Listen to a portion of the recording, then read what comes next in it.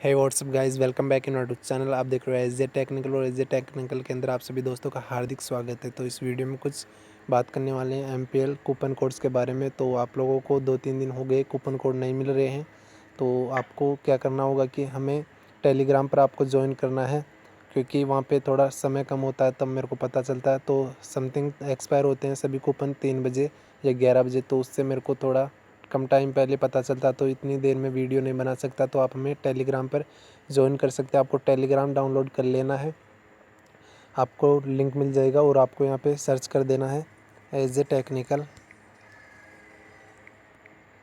आप जैसे as a technical search करोगे तो आपको ये ऊपर वाला दिखाई देगा, लोगो देख सकते हो हमारे चैनल का, और आपको ये ज्वाइन कर लेना है। तो मैंने यहाँ पे कूपन कोड दिए थे, तो यहाँ पे मैंने दिए थे, आप देख पा रहे 30 रुपये वाला और 25 रुपये वाला दिया था। वो टीम भी यहाँ पे सेंड की, तो आप हमें यहाँ पे ज्वाइन कर सकते हो। आपको यहाँ पे मिल जाएंगे कूपन कोड। बस यही अपडेट था।